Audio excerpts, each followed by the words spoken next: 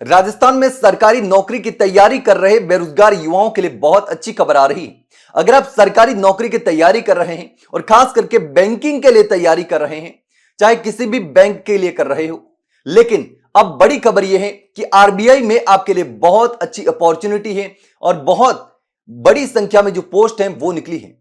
RBI में 650 जो assistant पद हैं उनके लिए भर्ती निकली है। 650 पदों पर यह भर्ती निकली है और इसका विज्ञापन भी आरबीआई ने जारी कर दिया है।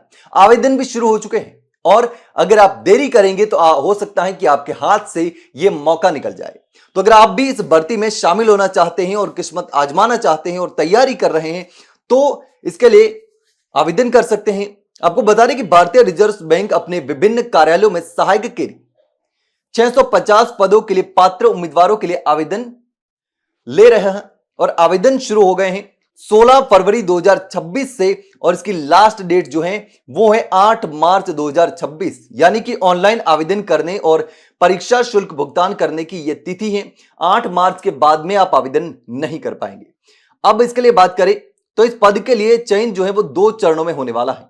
परीक्षा होने वाली है ऑनलाइन, तो इस परीक्षा में भाषा दक्षता परीक्षा के माध्यम से किया जाएगा, यानी कि आपकी लैंग्वेज अच्छी होनी चाहिए। अगर आप किसी भी क्षेत्र में रीजन में जहां पर भी आरबीआई को जरूरत है तो खास करके हिंदी और इंग्लिश पर पकड़ अच्छी होनी चाहिए, तो आप आराम से इस परीक्षा को, इस एग्जाम को निकाल सकते हैं।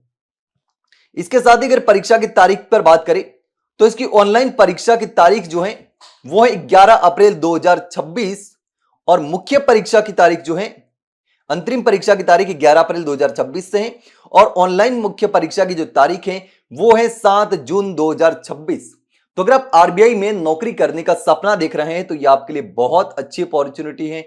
बहुत शानदार जो है वो पद निकले हैं, भर्ती निकली है, अच्छे खासे पद भी हैं। अगर इस भर्ती में योग्यता की बात करें कि कौन इस भर्ती में आवेदन कर सकता है और कौन नहीं कर सकता, तो आपको बता दें कि इस भर्ती के लिए उम्मीदवार का किसी भी विषय में मान्यता प्राप्त विश्वविद्यालय से स्नातक यानी कि ग्रेजुएशन होना जरूरी है, जिसमें कुल मिलाकर न्यूनतम जो नंबर है वो 50% होने चाहिए एससी एसटी पीडब्ल्यूडी के लिए।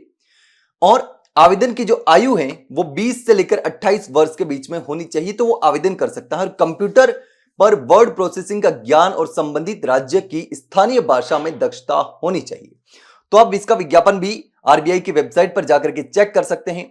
शैक्षणिक योग्यता ग्रेजुएशन जरूरी है, इसके साथ ही न्यूनतम अंक जो है ग्रेजुएशन में या 11th-12th में। जनरल और ओबीसी वर्ग के लिए कुल मिलाकर 50% और एससी एसटी पीडब्ल्यूडी उम्मीदवारों के लिए केवल पास होना जरूरी है, यानी कि 50% से कम भी है तो फिर आप आवेदन कर सकते हैं। जनरल और ओबीसी के लिए 50% जरूरी है। अगर आयु सीमा की बात करें, जैसा कि आपको बताया, तो आवेदन करने वाले की आयु जो है वो 1 जनवरी से उम्मीदवार की आयु 20 से 28 वर्ष के बीच में होनी चाहिए और जो आरक्षित वर्ग है उनको इस मामले में छूट भी मिल सकती है। इसके साथ ही स्थानीय भाषा का ज्ञान होना चाहिए।